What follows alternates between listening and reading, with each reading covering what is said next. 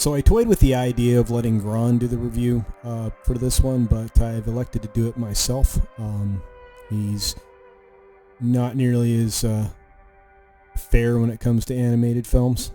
So let's hit the intro and I'll get started. Ladies and gentlemen, hiss and foes, welcome to the Culture Casino!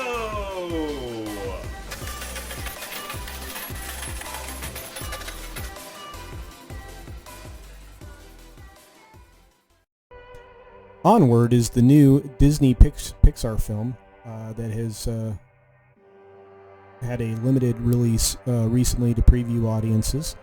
It will be releasing officially on March 6th. The movie itself is an interesting animation style for Pixar Studios. It looks very much like a DreamWorks picture, very similar to something like Shrek. The visuals are well executed within that style, but it doesn't feel like a Pixar movie. And that's my critique of the animation style. The film itself, by the end, it does hit you in the feels like it's supposed to, so be prepared for that. There might be a couple of questions to answer if you have children you take to this film. But beginning at the third act, you really start to feel some momentum. Because there are times in the first two acts where this film really feels like it drags, especially towards the beginning, and I'm sure you'll get an opportunity if you go to see what I'm thinking. Seems to be, I should say there seems to be several missed opportunities at marketing, some merchandising and some products for this movie. Because they don't give you an opportunity to get any grasp on some of the characters that you would want to maybe collect as a piece of merchandise or a child might want for a toy. And you'll see this throughout the film. There's an opportunity, or there would have been an opportunity for the family's pet dragon. There would have been an opportunity for some pixies.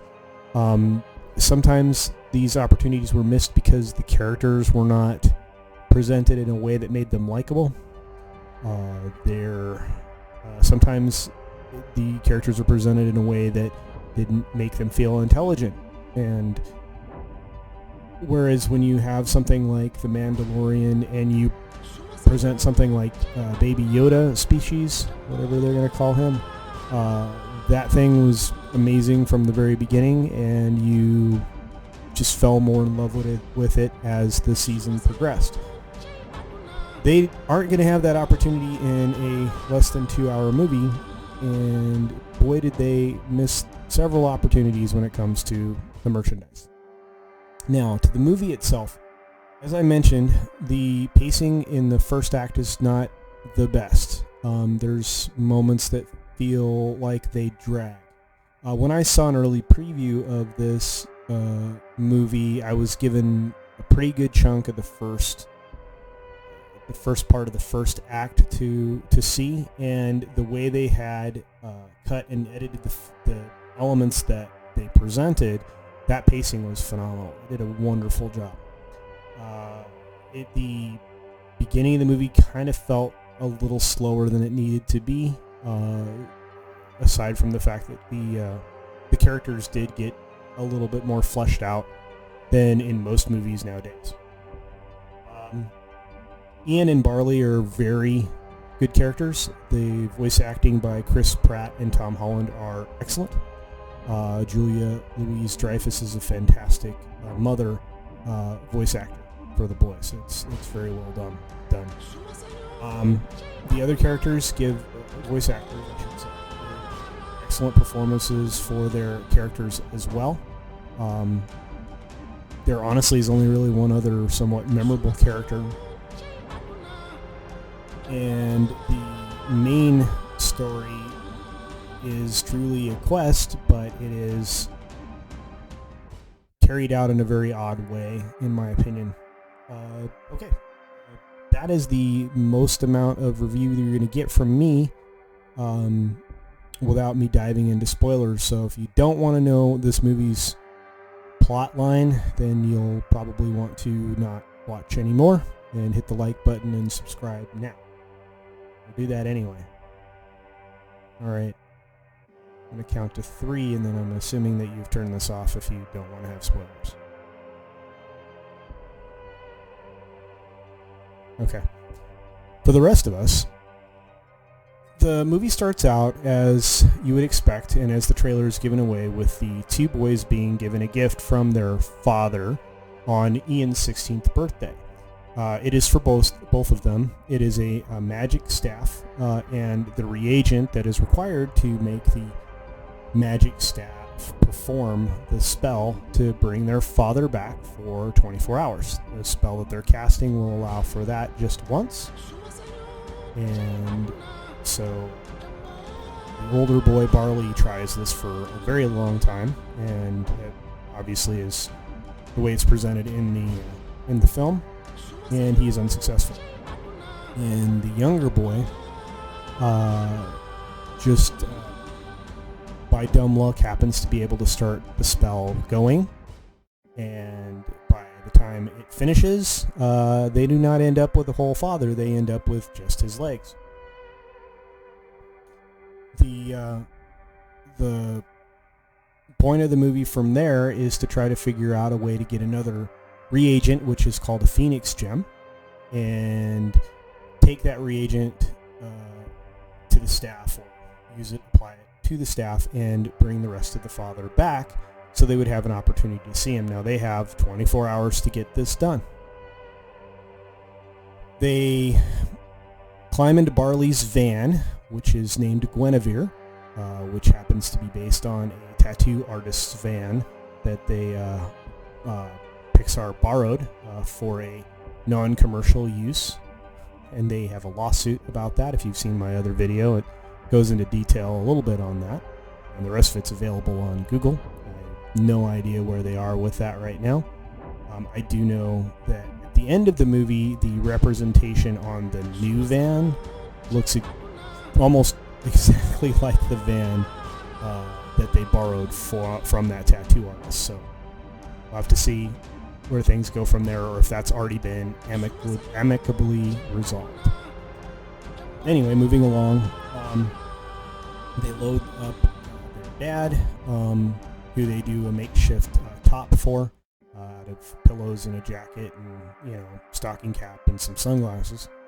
And they go to the place where they believe that all quests start, which is this tavern called the Manticore.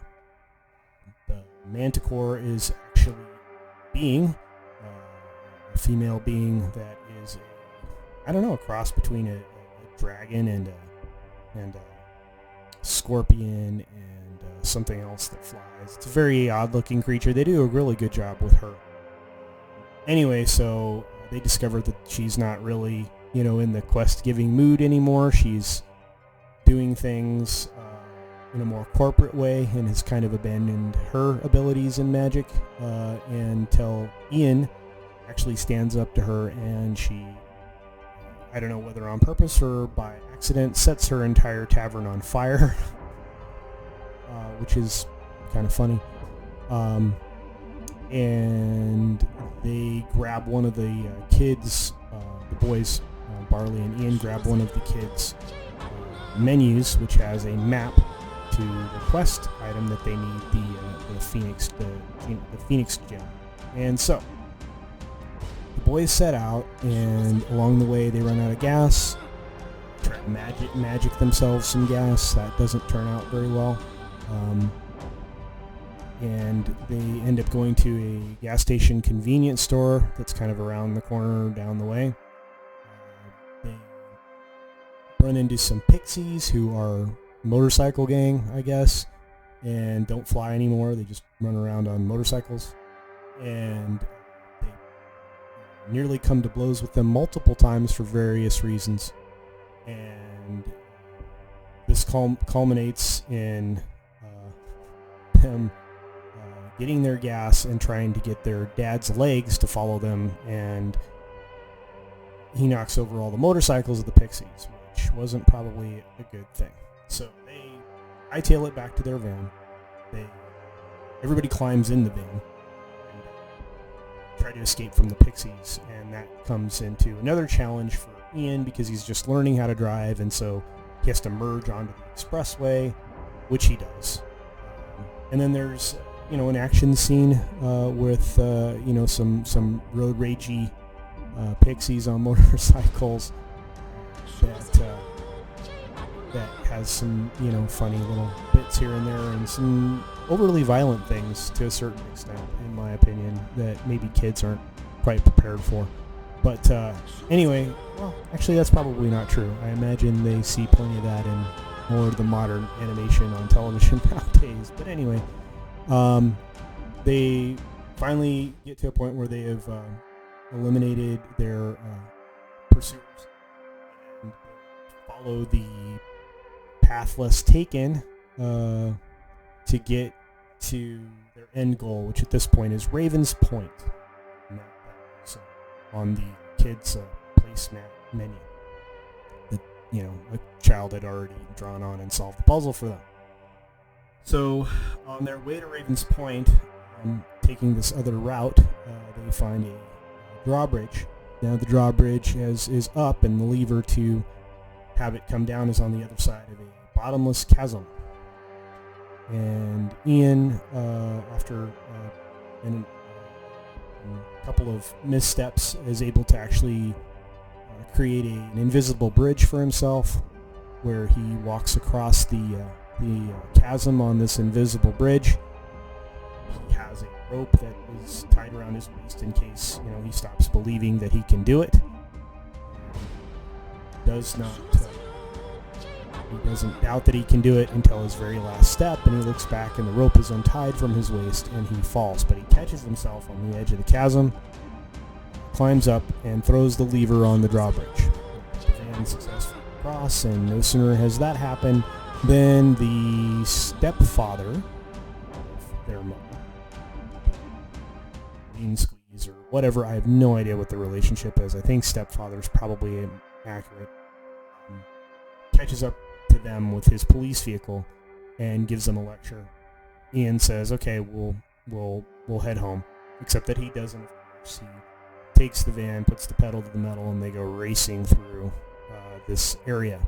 At this point, they've figured out that the birds, the ravens, are pointing towards their end goal, and so they're trying to navigate their way while trying to elude the pursuers, which are now more than one police, and get to their quest destination. They eventually come to a dead end, and Barley sacrifices Guinevere in a stunt where he puts a rock on the accelerator pedal of the van and launches it to create a rock slide that the police can't get past. So then they move towards their final destination, which again is pointed to by these ravens, these birds that point them in the proper direction, these stone ravens. They get to the last spot, and Ian finds a clue and grabs it and takes it with them, and they go into a cave underneath an area where a raven is pointing downward into a cave beneath them. They head down into the cave, and they start to use magic a little more effectively. Ian turns one of their snacks, which is like a Cheeto or something, into a boat, and then casts a spell to accelerate them, a velocity spell to accelerate them down the river towards their end goal. They arrive at their end goal and accidentally step on a trap that trips and have to navigate their way through an Indiana Jones kind of, pit, I guess. And they're being chased by a gelatinous cube, which apparently will disintegrate you. And they make it across, and the next chamber is a flooding chamber. And they solve that puzzle. I'm not going to give away everything. They solve that puzzle and make their way out of that, only to discover as they make their way out that Ian's high school again, where they started, which is disappointing. At this point, just a few moments, Ian and Barley separate and head different directions. Ian takes their father to the cliff's edge to look at the ocean while the sun is starting to set, so the 24 hours is starting to expire. Barley is convinced that the reason they were led to this point, there must be a reason, so he goes searching this fountain that the construction crew that's in front of the high school is about to tear down. And he stumbles onto a solution to the quest from the clue that Ian had found at the point that they entered the cave. He pulls the gem out, and of course there's a curse on this gem, and it creates a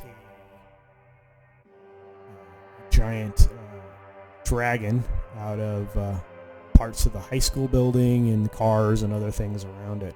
It's kind of actually a pretty cool piece of animation, and a pretty brilliant way that it all came together.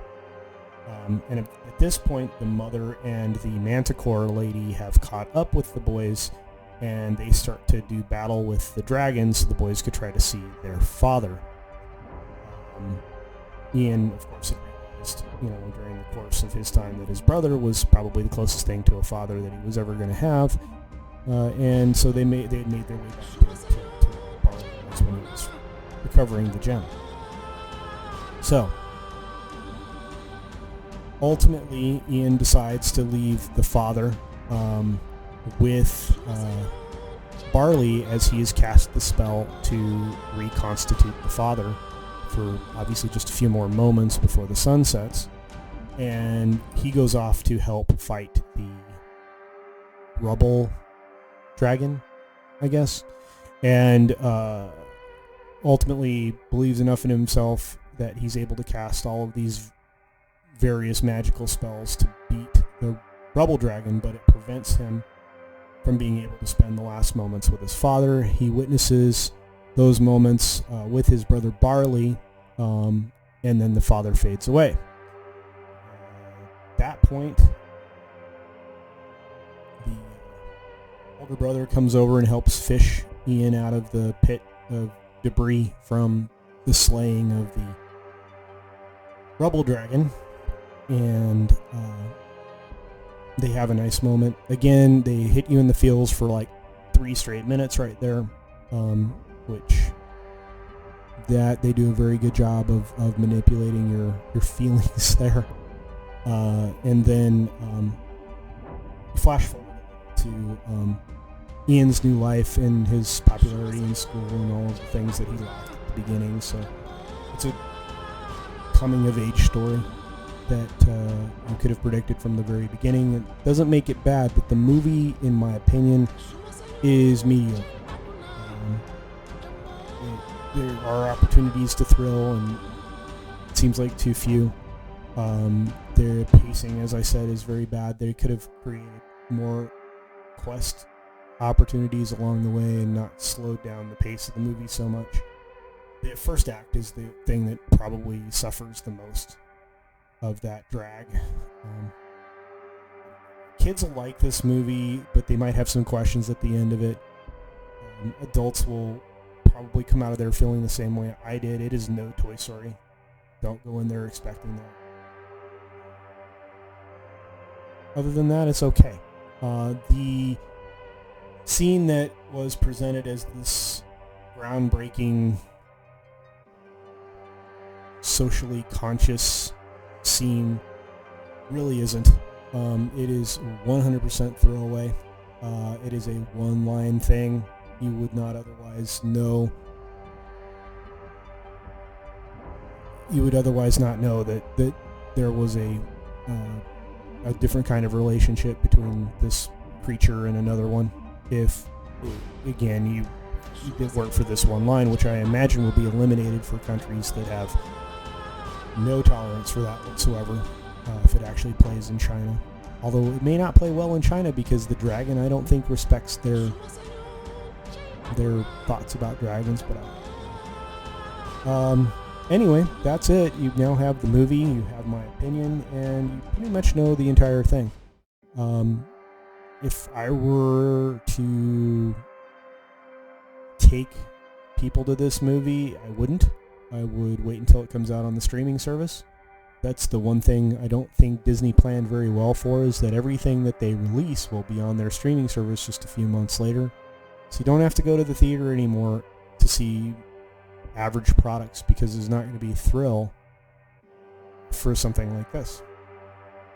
Anyway, at the end of the day, the movie was probably a 3. 3 out of 5. Maybe a 2.8 out of 5. 3 would be a little high. But it's just meh. So, anyway, that's what I thought.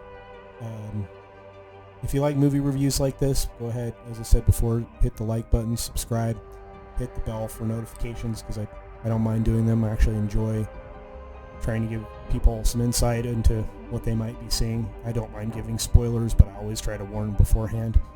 The next one I'm going to get a chance to see Bloodshot, which I'm kind of looking forward to. I'm a little scared I'm looking forward to it, because the opportunity to be disappointed is right there. Anyway, you know what? Go ahead and tell me what you think. The comments are below, and I'd love to engage. Wherever you are, I hope you have a great and wonderful day.